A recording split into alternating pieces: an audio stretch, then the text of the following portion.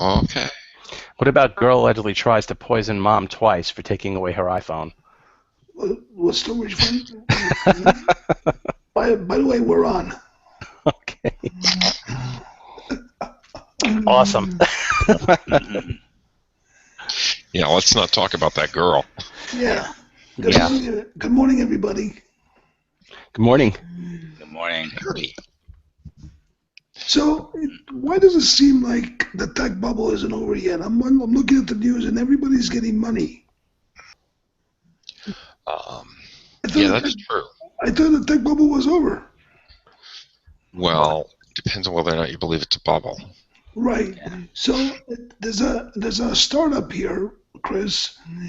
Uh-huh. That's fighting with Uber, actually competing with Uber. It's called Ola, O-L-A. Indian rival of Uber launches a food delivery service, is raising $550 million round at an estimated $2 billion value. I've not heard of it. It's an Indian company. You don't hang out in our circles. Where are they delivering service? Brooklyn. No, I don't know. Oh, nice. It's only in India. I get to see that delivering pizzas around Brooklyn. That would be a competitive market. So the interesting article about Uber that I read last week was that in Manhattan, or in New York City, I guess, there are 14,000 cabs, proper cabs running under medallions, and there are 15,000 Ubers. So there are now more Ubers than cabs in New York. Yeah, but they're not dedicated, right? The Ubers are not dedicated. That's true, but the cabs probably don't run out all the time either. Yeah. No, what I'm saying is those 15,000 Uber guys are probably, working for themselves or another agency, and they're just augmenting their work with Uber. In New York, okay, so in San Francisco, you can get in some of the cabs, especially the independents. You can get into a cab and they're an Uber as well as a taxi. No kidding. Yeah, and in some cities, especially places that have independent cabs.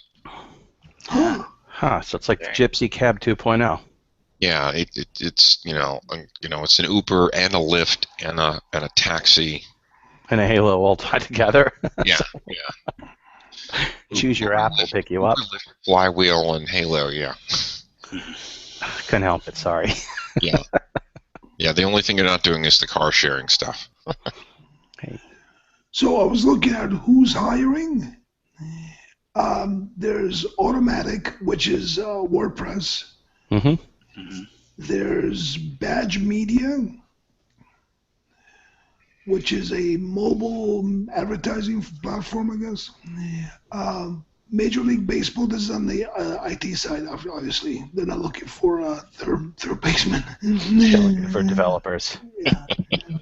But this is interesting. It says you building the future of TV, so it's got to be something on television. Thumbtack.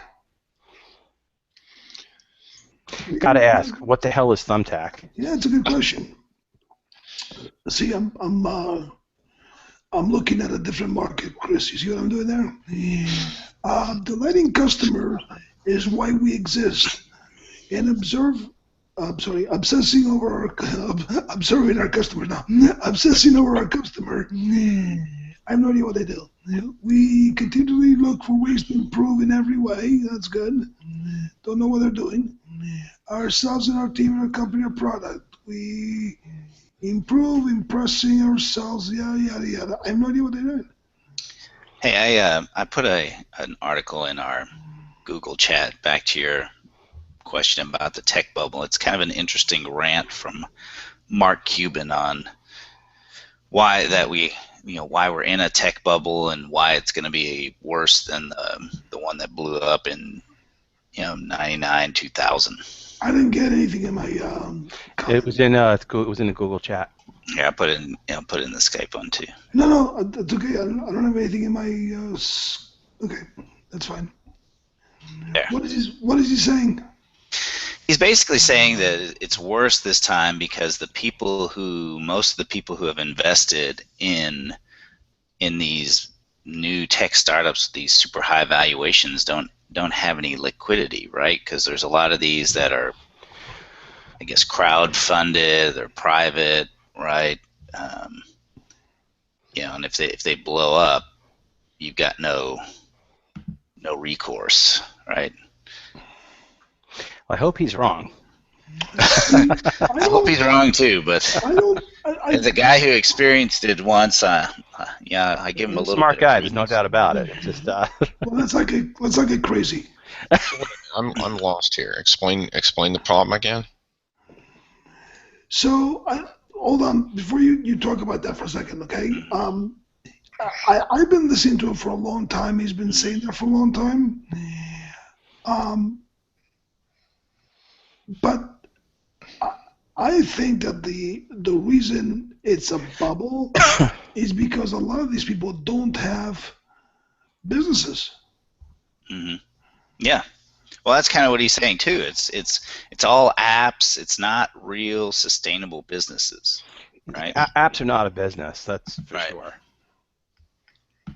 They're a way to make some money, possibly, but they're not a business. So I just applied to Quirky. Do you know what Quirky is? Well, wait a minute before we move on. So why is an app not a business? Because 99% of the apps that are out there aren't generating any revenue. They're just built by indie developers. They're stuck up in the app stores from the various platforms, and they're kind of one and done type things. They may make some money off of it, and they're done. I mean, they're not really a business. You have a few companies out there that have a business where they're they're software development gaming companies that are actually, they have their one or two hits in their portfolio what they're making money off of, but they continue to develop. So that's a different market. Yeah, I think it's a magnitude question, Chris. I mean, I don't think he's talking about the Facebooks and Twitters that have gone public. Yeah, I'm not talking about those. He's talking about all of these other one-off things that people have invested in as an angel investor. It's kind of like what was the one that like WhatsApp, right? You crowdfunded it, they went public, you got nothing out of it, right? Well, luckily they're a success, but if it had gone the other, Facebook bought them, right? So they're but I mean, what if it had gone the other way, right? If you put your 50 grand in there to crowdfund something and it blew up, you got nothing. So investor Mark Cuban's complaining that 95% of startups fail. Well, and he's just saying that this time. Isn't it the same thing for restaurants? Yeah, sort of. But what he's saying is making this tech bubble worse. Last time, all of these tech companies, right? They rushed out. They at least went public, right? And they had a business, right? So there was some protection, whether you got your 1 cent on the dollar out or not. But he's saying this time, when it blows up, that's not going to happen. The crowdfunding and all that kind of stuff is that's what he's saying. Read the article. I'm giving you his viewpoint. I hear it. I'm not a big fan of his. I'm not a big fan of Mark. I think he's I think he is the tech bubble. If you look at his claim to fame was having a company that did not work, that he sold for $5.6 billion to another company that did not work, right? Oh, there's no doubt he's the poster child for the last bubble. Right. Yeah, that's for sure. Right. But here's the thing about apps, Chris, and I want to get your opinion on this. I don't think apps are a business because 95% of them are not found, and 4% of them are just a product, right? Just because you invent a product, it doesn't mean you have a business around that product. Right.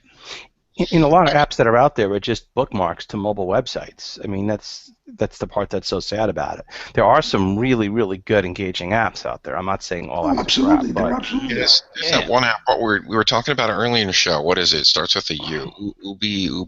Uber, right? That's an app.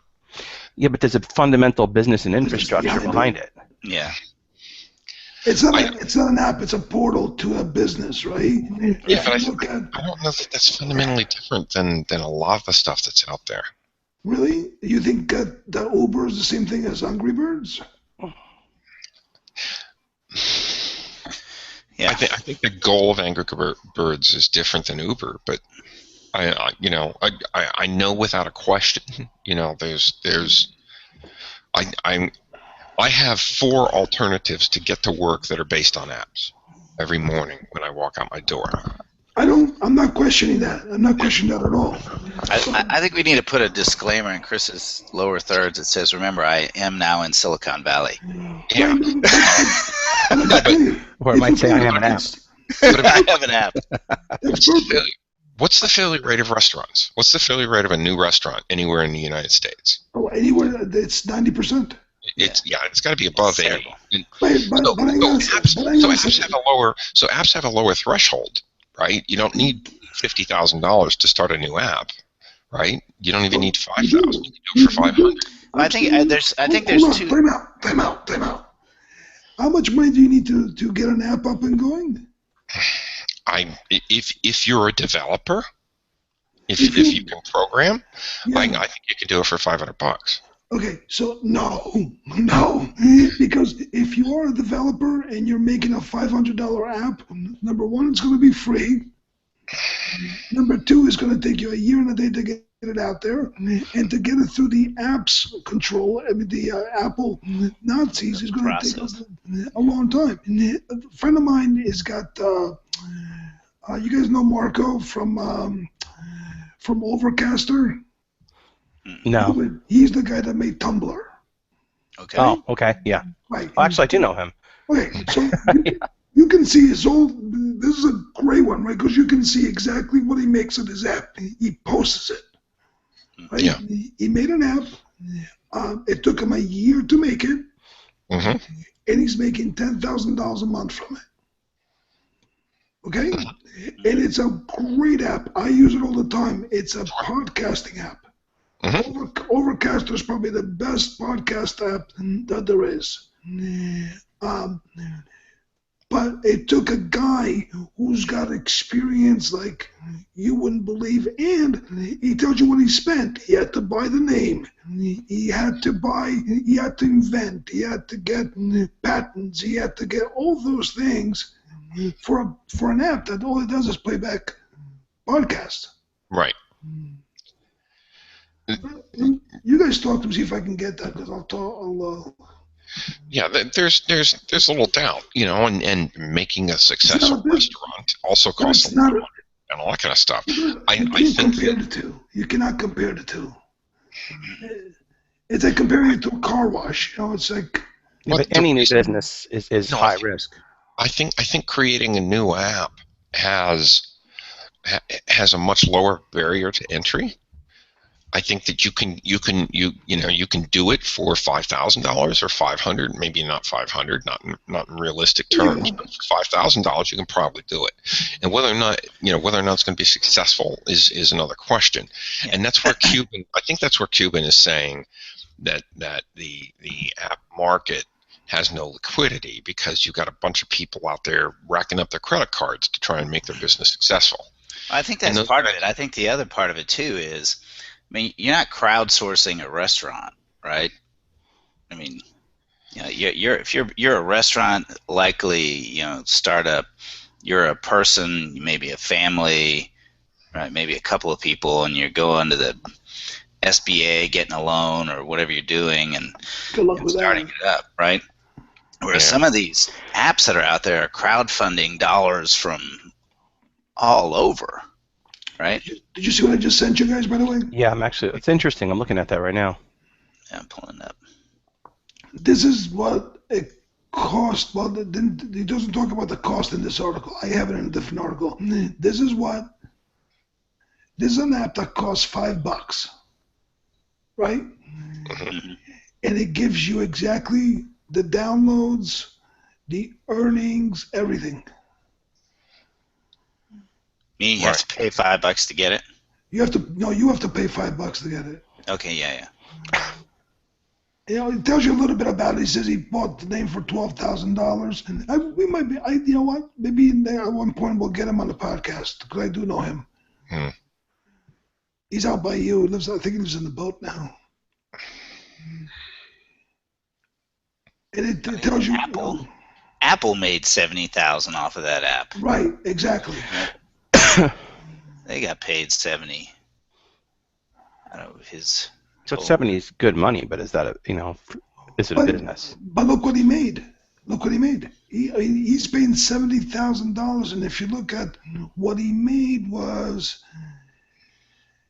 160 total. 164 revenue in revenue. 164,000 after Apple's take. Okay, so he made $250,000 gross. Right. Right, because he made the money, he made the $85,000 probably because he's a well-known guy and he's got a lot of following. But I don't think that if I made this, I would get that. I mean, I don't have the skills, obviously, but let's just say that I have the skills to put this together. I wouldn't have been able to make this money because I have no name behind me. That's a great question. I mean, you look at this, and he's basically. For him, whatever he may be, let's call him the 1%er in app sales, right? He's still only barely making enough to live on. That's my point, by the way. What I was getting at.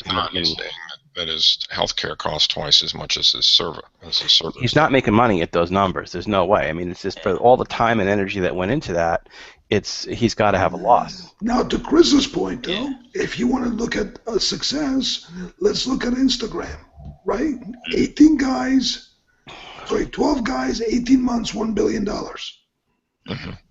Right? Yeah. But my point is it a business? Is it a thriving business that you could do as a business? I don't think it's just a product.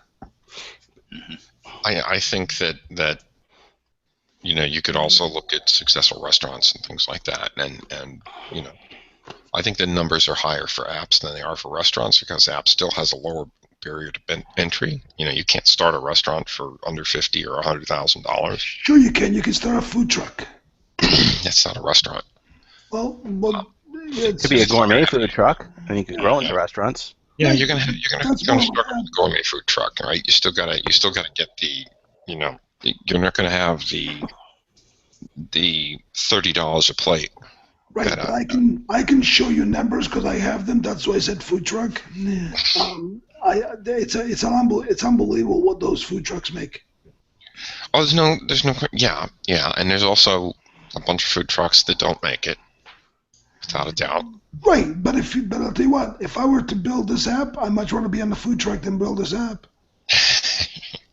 But look, we're going off the end. I think that the first problem that I have with Mark Cuban is that it's nice to be sitting where he is. He's king of the world. I get it. Yeah. The problem that I always get into with him, and you guys have seen some of the rant and raves that I've gone back and forth with him because he still owes me $100 over our bet on Facebook. The first problem I have is the product versus a business, right? When I look at Uber, Uber, I think the people that make money are platforms. Yeah. Right? So Uber is a platform. Airbnb is a platform. Okay? The Quirky, another platform, just because that's in my mind right now. You have to be able to have a repeatable business that you're sitting, that you're doing things with, right? You can't have just one income revenue stream. So what about extension apps like the UPS app, the FedEx app, ones that basically allow people to track packages and ship stuff from their mobile phones?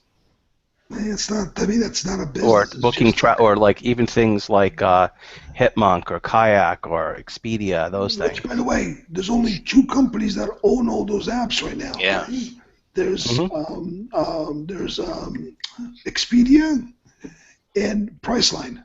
That's the only 2 people are left in that business. All the kayaks and Yeah, they've all been bought up, right? They're all by those two guys. Mm-hmm. Yeah. No, I know that. I'm just saying it's interesting how all those apps were really pretty decent apps as far as apps go. That's out to let you search, find, browse, look at trips, book trips, those kind of things. Yeah, but they're just portals, right? They were portals, but they couldn't stand on their own. Well, because there's no value proposition going one to the other. Because all the thing so for example, one of the things that I always wanted to do that you can't do, by the way, because it's not me that came up with a good idea. It's everybody that came up with a good idea. I thought it would be great to come up with like the inventory play, which is like the hotel.com is the inventory play, selling. Okay. I thought it'd be great for the airlines. So, you can say, I get up in the morning and I say I want to take a trip, and I look at my app and it says there's a seat on a United going to San Francisco. It's going to be empty anyway, so I can bid on it for $10. Right? You're going to come here? Well, not anymore. Not with your attitude. Okay. But the airlines won't let you do that, right? I have a few things to do that before you come. I just need a little notice. That's all. Anyway, so the app that sells something else that somebody already has. So like the car sharing apps, Uber. Right, that kind of stuff that you're taking advantage of. There's tool sharing apps, right, where you can rent out your drill, things like that. I guess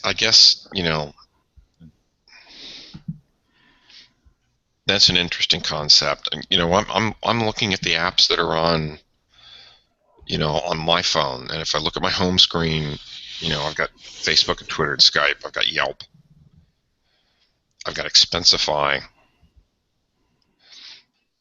Does your company use Expensify? Do what? Yeah. Does your company use it? Yeah. I love it. Having done the expenses the old-fashioned way, it's a billion times easier. Yeah, I've liked that and Concur. They're both pretty decent overall compared to the alternatives. What else you got? Tell me what else you got. Concur got bought by SAP, so it'll go down the tube soon. Yeah, exactly. What else you got on your screen? I've got that on my homepage, that I've got Forecastio, which is an interesting app that's supposed to tell you whether or not it's going to rain in the next 20 minutes. Or you can just look outside. Well, the idea is is that a business? Is that a business exactly? Well, the idea is that it can tell me whether I should wait 10 minutes to go outside or whether I should, whether it's not going to make a difference. Hey, if you're a hot dog vendor, it can come in handy. You don't want to put the umbrella up. Yeah, I don't need it in San Francisco, but when I go to New York. Or an umbrella salesman. Yeah. Yeah. I've got Open Table, which again it's Uber for restaurants, right? Basically, it's Uber and Yelp for restaurants. No, it's more like hotels. It's like hotels.com. Yeah, because it's actually no, it's a reservation thing, right? Yeah. So it's got nothing to do with. I mean, there's a hell of an infrastructure behind Open Table because you got to be able to connect up to whatever reservation system the restaurant's using. There's only two of them. There's only 99% of the restaurants, because they don't cover 100% of the restaurants. 95%. There are only two systems that they use. Right. I have Uber. I go to meeting. I got Fandango because I go to movies. See, those are all things that extend things. You're extending movies, you're extending travel, you're taking existing infrastructure businesses and making them more convenient for people to access them. So Fandango to me is it's interesting, right? You can go to Fandango, see what movie's playing, and if you buy the ticket, it'll cost you more than it would cost you at the movies. Yeah, I never buy tickets through Fandango. And if you buy them, you have to not only you have to go to the will call. You can get them from the machine if you buy them from Fandango. A lot of the places have. You just walk up and scan your card, and it spits out the tickets for you when you get Which there. card? Credit card, whatever you use to book it. Oh, I didn't know that. Okay, You just pop it in at the movie and do it. It is a convenience thing if you're really a movie person. I mean, I've had Fandango on my phone since it first started. I literally can say I think I've maybe paid for 4 movies in the last, since however long it's been for. I don't know how many years it is. Most of the time, I'll just, if we're going to go to the movies, whenever we go, which is rare, we'll just buy the tickets when we're there. Yeah, I go to movies a lot. I go to a couple movies a month, and I don't use Fandango to buy it because it doesn't cover all the theaters and all that kind of, but I use it to find out what's playing. Do you think Fandango's a business? It is, although not from me. Well, okay, that's good. But Here's go ahead, I'm sorry. Here's one. So let's use this one as an example. I'm just looking at the ones that I had versus Chris. What about like something like a Park Mobile, which I use extensively? You mean for parking? Yeah, have you guys seen that? Well, you guys don't have cars up there, so. Well, no, I'm using Have you Park seen a car? I've seen a car. Well, my buggy gets me down to. I use 2 different parking apps when I'm in the big cities, and I use that for parking all the time. There's 2 of them that are pretty good. You know, and Steve, I shut the hell up if I were you because your contract is coming back on. It's not looking good. But yeah, Park Mobile, it's supposed to be one of those apps that interfaces with all the different parking systems in different cities, right? So you just go up to one of the parking meters and you just plug in a code into the app to that parking meter, and then you're off. No kidding. Yeah. And then it tells you when your parking meter is about to expire so you can renew it if it'll let you renew it, right? You have to have smart meters, though, in order for that to work. That's great because it's not applicable in New York City. Yeah. No, not yet. But I was just interesting anecdote about all the stuff with apps because I don't believe people are actually using apps for the most part. And that's where I think Chris is an exception. We may all be exceptions. I was on the phone with Verizon yesterday because I have a Samsung Galaxy S5 32 gig card in it. Sorry. Well, I'm kind of feeling that way right now. But anyway, I have that phone, and it's been getting really hot since the latest OS update. And I haven't put a ton of apps on it, but I apparently have a lot of apps. So I was on the phone with a Verizon guy because I was at the mall yesterday walking around, and I was bored out of my mind while I was there with my wife and doing some shopping that we had to do. So she's running in and out of stores, and I'm bitching to Verizon about why my phone's getting so hot, and I have to carry a stack of batteries in my pocket to get through a day. And so the guy scans my phone remotely while I'm talking to him and said, "You have more apps than 95% of our customer base on your phone right now. There's not enough RAM free on your phone for it to run. Your virtual disk is spinning up and heating up. Virtual memory is spinning up and overheating your phone. It's a problem with this version of Android," he said, "but at the same time, you have too many apps. You need to take off like half your apps off your phone." So so then the rest of the time we're at the mall, I'm walking around and deleting apps. So I deleted so many apps that I looked at them. I said, "When's the last time I used this?" I pulled them all off. I'm not even going to miss them, and it's just ridiculous how much stuff I took off the phone. That's the way I feel about Steve. Wow, you're really sore about that parking meter thing, aren't you? He just wants to be able to drive a big truck into the city. That's all. Now, you're going to find this interesting. I'm going to align with Chris on this one. I think they should not let cars or trucks into the city. And so how should they get people in and out of the city? Fuck them. They shouldn't go. If they're not there already, they shouldn't be there. Is that the hashtag for this particular episode? Exactly. All right. Well, hey, on that note, let's loop Chris back in since he's out there. Did you see the announcement from Tesla where they're going to, in their next update, make some of their cars able to be self-driving or have those capabilities? Blah, blah, blah. Where is Chris? I just made him a compliment. He didn't hear me. Is he on mute? It's that stupid Macintosh. Can you hear me? Now we can. I unplug and plug back in my headset, and that's when it fixes. I don't do anything. I don't understand. Stupid Macintosh. Anyway, next time we'll have a USB connector. You'll be better off. The Tesla. So the Tesla's coming out with self-driving only on the highway at highway speeds. but it's coming out next quarter. Just enough to kill you. Highway Took speed. the words out of my mouth. I don't know why, but when I ever hear of the self-driving car, I picture the whole, from that movie Airplane with the autopilot, where the blow-up guy shows up in the seat. You have to get to the passenger seat because it's the big blow-up guy driving. I tell you, Did you see I'm the excited. Mercedes? Did you see the Mercedes driving around San Francisco? No. Is Well, I mean, I see lots of Mercedes, but so so you just Google the Mercedes autonomous car. okay. Just because it's pretty crazy. It's been driving around San Francisco the last couple of weeks. Okay. It's I think the other thing they said they were going to put in that update was they're going to make it so you can't purposely drive your car out of battery power, right? Yeah, I heard that. Yeah. Yes, you know how they're going to do that? If you're driving and you're about to run out of battery power, the car will shut off. That's what my No, phone does. actually, I was talking to a friend of mine who got a Tesla and ended up somewhere between San Francisco and LA and was just about ready to run out of power. All right, and Tesla he reached out to Tesla, and they gave him GPS coordinates to somebody who had a Tesla in his barn, and the guy drove to this guy's barn and hooked up and got enough power to get someplace. Yeah, and so evidently, if you own a Tesla and you opt into a program that says you'll help people out in need, then they'll direct somebody to your garage. So let me see if I understand this correctly, because I could be making a mistake here.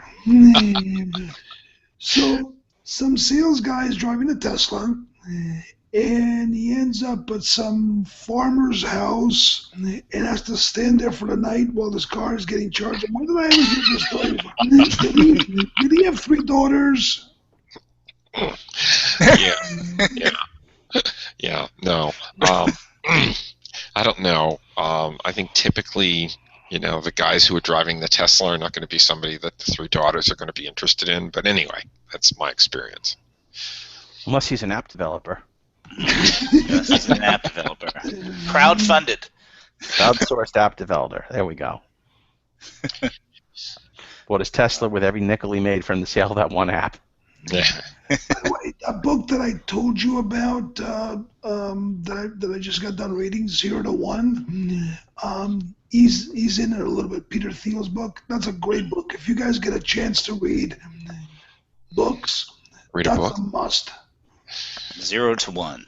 0 to 1. The other one is the other one that I really like is The Hard Things About Hard Things. Mm-hmm. Those are 2 really, really good books. And I'm reading Bold right now. Bold. Awesome. So you just took us from really interesting to. No, I mean it's all about what with that. Seriously, it's actually all about what we've been talking about. Hooked is really good too, right? Which one? Hooked. Hooked is perfect. I'm almost done with that one. That really falls into this. Yeah, so Hooked is about how to keep people interested and addicted to your app. Really. Oh, I thought that was a movie with Robin Williams. Okay, I'm sorry. Well, now it's about Facebook and Instagram and why people are addicted and feel the need to, or being compelled to snap pictures of everything they see or update their status in the middle of the night. It's pretty interesting how to design products to do that. And he's out by you. The author is out by you, Chris. Really, really nice guy. Everybody who matters is out here. I didn't let you in. So that's really a good book. In fact, what that book says about apps is that the worse people feel, the higher, the more time they spend on sites like Facebook. Yep, you take advantage of people that just need self-validation by building an app to give it to them. Nice. But do you guys remember LoudCloud? Yes. Yeah, isn't that Andreessen's company? That's what The Hard Things About Hard Things is about. It's about Netscape, LoudCloud, and Opsware. and then Andreessen Horowitz of startups. Yeah, we were partners with them when I was at Quest, reselling those services, so I remember that stuff. Yeah, I mean, as soon as you read it, I'm telling you, it'll take you right back because we were competing with them when I was at Storage Networks. Oh. Yes, Chris, it's time. How did you do that? How did you give me a time thing? That was interesting. Well, it's just four guys getting together on a Sunday morning to talk about technology, and the hook is coming out from Chris, who's actually frozen in an interesting way right now. We're gonna there you go. We're gonna get Chris one of those Mac for Dummy books, and he's gonna. Can we crowdsource that? I want it crowdsourced. I really don't want to pay. We're gonna make it into an app. We're gonna. He looks a little bit like the guy from Ice Age right now. So thank you everybody for joining, and we'll see you next week. Same bad time, same bad channel. Maybe some changes, but we'll talk about them later. Thank you, everybody. Say goodbye, gang. Bye, gang. Bye. Thank you. Bye.